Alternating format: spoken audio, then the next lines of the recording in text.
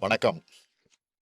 இந்நேரம் டெல்லியிலே நடைபெறுகிற பிரதமர் தலைமையிலான நிதி ஆயோக் கூட்டத்தில் பங்கெடுத்திருக்க வேண்டிய நான், ஒன்றிய பாஜக அரசோட மாற்றாந்தாய் மனப்பான்மை கொண்ட நிதிநிலை அறிக்கையால நீதி கேட்டு மக்கள் மன்றமான உங்க முன்னாடி பேச வேண்டிய கட்டாயத்துக்கு ஆளாக்கப்பட்டிருக்கேன்.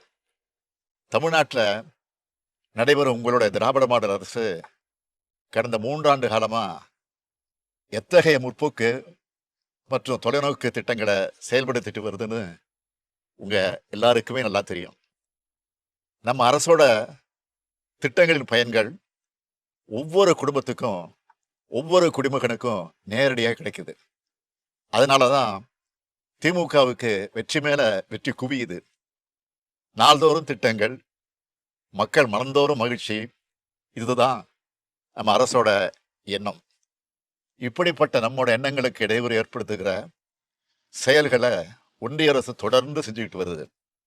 ஒரு அரசு எப்படி செயல்படணும் என்பதற்கான இலக்கணத்தை நான் அடிக்கடி சொல்லிட்டு வரேன்.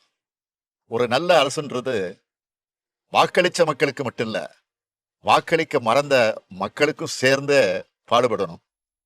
இப்படிதான் தமிழ்நாடு அரசு பணியாற்றிட்டு இருக்கு. ஏன், மோடி தலைமையிலான பாஜக அரசு வர்றதுக்கு முன்னாடி இருந்த எல்லா ஒன்றிய அரசுகளும் கூட அப்படித்தான் இருந்தது. ஆனா இந்த பெருந்தன்மை ஒன்றிய பாஜக அரசு கிட்ட இல்ல. இவங்க மட்டும்தான் அரசியல் நோக்கத்தோட அரசு நடத்துறாங்க. அதுக்கு அடையாளம் தான் கடந்த 23ஆம் தேதி தாக்கல் செய்யப்பட்ட பட்ஜெட். நடந்து முடிஞ்ச நாடாளுமன்ற தேர்தலில் மக்களுக்கு எதிராக நடந்து கொண்ட பாஜகவை பல்வேறு மாநில மக்களும் புறக்கணிச்சாங்க.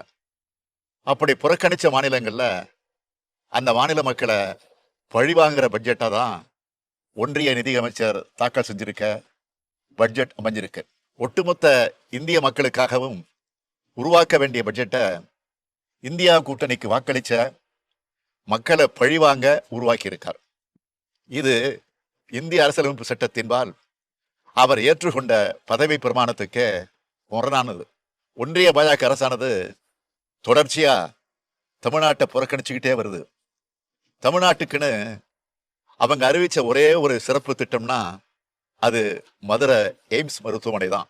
ஆனா அதுவும் 10 ஆண்டுகளாகியும் என்ன நிலைமையில இருக்குன்னு உங்களுக்கு நல்லா தெரியும். தமிழ்நாட்டுக்குன்னு எந்த சிறப்பு திட்டத்தையும் கொடுக்காம தமிழ்நாட்டு மக்கள் பாஜகவுக்கு வாக்களிக்கணும்னு எப்படித்தான் எதிர்பார்க்கிறாங்களோ தெரியல. 3வது முறையா பாஜக ஆட்சி அமைச்சிருக்கு. ஆனா இந்திய மக்கள் அந்த கட்சிக்கு பெரும்பான்மை அளிக்கல. ஒரு சில மாநில கட்சிகளோட சப்போர்ட் இல்லைன்னா பாஜகவால ஆட்சி அமைச்சிருக்க முடியவே முடியாது. இப்படிப்பட்ட நிலையில தங்களோட சறுக்களுக்கு என்ன காரணம்னு உணர்ந்து பாஜக திருந்தி இருக்கணும்னு நினைச்சேன். ஆனா ஏமாற்றம் தான் மிஞ்சி இருக்கு. பட்ஜெட்டுக்கு 2 நாளைக்கு முன்னாடி கூட நம்மளோட தமிழ்நாட்டு தேவைகள் என்னன்னு சோசியல் மீடியா மூலமாகவே ஒன்றிய ஆட்சியாளர்களுக்கு தெரியப்படுத்தினேன். ஆனா அதுல இருந்து ஒன்ன கூட நிதியமைச்சர் அறிவிக்கல. அவ்வளவு ஏன், தமிழ்நாடு என்ற சொல்லே பட்ஜெட்ல இல்ல. இவ்வளவு ஆண்டுகளா சும்மா ஒப்புக்காவது ஒரு திருக்குறளை சொல்லி பட்ஜெட்டை வாசிப்பாங்க. இந்த முறை திருவள்ளுவரும் கசந்து போயிட்டாரு போல. இப்படிப்பட்ட பட்ஜெட்ல திருக்குறள் இடம்பெறாதது ஒரு வகையில நிம்மதிதான். இந்த பட்ஜெட்ல நாம ரொம்ப எதிர்பார்த்தது சென்னை மெட்ரோ ரயில் 2ஆம் கட்ட பணிகளுக்கான ஒன்றிய அரசோட நிதி. 2020ஆம் ஆண்டு கொரோனா பெருந்தொற்று காலத்திலேயே மாண்புமிகு ஒன்றிய உள்துறை அமைச்சர் அமித்ஷா அவர்கள் அவசரமாக வந்து அடிக்கல் நாட்டின திட்டம் தான் அது. தமிழ்நாடு அரசும் ஒன்றிய அரசும் இணைஞ்சு 63,000 கோடி ரூபாய் செலவுல இந்த திட்டத்தை செயல்படுத்துவோம்னு 2021ஆம் ஆண்டு ஒன்றிய பட்ஜெட்ல அறிவிச்சாங்க. ஆனா இப்போ தமிழ்நாடு அரசு தான் இந்த திட்டப்பணிகளை முடுக்கிவிட்டு செயல்படுத்திட்டு இருக்குது. ஒன்றிய அரசோ தன்னுடைய பங்கா 1 ரூபாய் கூட விடுவிக்காம வேணும்னே 3 ஆண்டுகளா காலம் தாழ்த்திக்கிட்டு இருக்கு. கேட்டா இது மாநில அரசோட திட்டம்னு நாடாளுமன்றத்திலே பதில் சொல்றாங்க. அப்படின்னா ரயில்வே துறையை மாநில அரசுக்கு கொடுத்துடுவாங்களா? கோவை, மதுரை மாநகரங்கள்ல மெட்ரோ ரயில் திட்டங்கள்ல செயல்படுத்துறதுக்கான ஒப்புதல் அளிக்கிறத பத்தி மூச்சே விடல. ஆனா கடந்த 3 ஆண்டுகள்ல இதே ஒன்றிய அரசு நம்ம நகரங்களை விட பல சின்ன நகரங்களுக்கான மெட்ரோ ரயில் திட்டங்களுக்கு ஒப்புதல் அளிச்சு நிதி உதவியும் வாரி வழங்கியிருக்கு. இது எந்த விதத்துல நியாயம்? கடந்த ஆண்டு 2 முறை புயல்கள் தாக்கி கடும் இயற்கை பேரிடர்களை தமிழ்நாடு சந்திச்சது. இதுக்கு நிவாரணமா 37,000 கோடி ரூபாய் கேட்டோம்.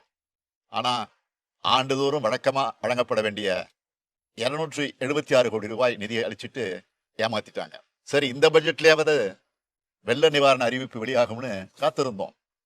ஆனா தங்களுடைய பதவி நாற்காலிக்கு கால்களா இருக்கிற மாநிலங்களுக்கு 10,000 கோடி ரூபாய்க்கு மேல நிதியை அள்ளி வழங்கி இருக்கிறார் ஒன்றிய நிதியமைச்சர். ஒட்டுமொத்தமா சொல்லணும்னா தமிழ்நாட்டுக்கு புதிய திட்டங்கள் அறிவிக்கல என்பதோடு ஏற்கனவே நடைபெற்று வர திட்டங்களுக்கான நிதியையும் குறைக்கிற வஞ்சக முயற்சியில ஈடுபட்டு இருக்கு இந்த ஒன்றிய அரசு. இது எல்லாத்தையும் விட கொடுமையான விஷயம் என்னன்னா, தமிழ்நாடு பள்ளிக்கல்வித்துறையை முடக்கிற வகையில 20 ஆண்டுகளுக்கு மேலாக செயல்படுத்தப்பட்டு வர அனைவருக்கும் கல்வி இயக்கம் திட்டத்தின் கீழ் வழக்கமா விடுவிக்கப்பட வேண்டிய நிதியை கூட நிறுத்தி வச்சிருக்காங்க. தேசிய கல்விக் கொள்கையை செயல்படுத்துவோம்னு கையெழுத்து போட்டாதான் நிதியை விடுவிப்போம்னு அடம் பிடிக்குது ஒன்றிய அரசு. மாணவ மாணவிகளோட கல்வி பாழாகுமே, அவங்களுக்கு கல்வி கற்பிக்கும் ஆசிரியர்களுக்கு ஊதியம் வழங்க முடியாத நிலை வருமேன்னு ஒரு துளி கவலை கூட இல்லாம தங்களோட கொள்கை திணிப்பையும் இந்தி திணிப்பை மட்டுமே முன்னிறுத்தக்கூடியதா தான் பாஜக அரசு இருக்கு. அடுத்து பட்ஜெட் உரையில இன்னொன்றையும் சொல்லியிருக்காங்க. மாநிலங்களால் விதிக்கப்படும் முத்திரைத்தார் கட்டணத்தை குறைப்போம்னு. மாநிலங்களை கலந்து ஆலோசிக்காமலேயே பட்ஜெட்ல அறிவிக்கிறார் ஒன்றிய நிதியமைச்சர். ஏற்கனவே ஜிஎஸ்டி வரி விதிப்பு முறையை கொண்டு வந்து மாநிலங்களோட வரி விதிப்பு உரிமையை எடுத்துக்கிட்டாங்க. நான் கேட்கறது என்னன்னா, ஜிஎஸ்டியால் தமிழ்நாட்டிற்கு ஏற்பட்டிருக்கக்கூடிய இழப்பை சரி கட்டுறதுக்கான 20,000 கோடி ரூபாய் இழப்பீட்டையே இன்னும் அளிக்காத இந்த ஒன்றிய அரசுக்கு மாநிலங்களோட வரி விதிப்பு முறையை மாற்றி அமைக்கிற அதிகாரத்தை யார் கொடுத்தது?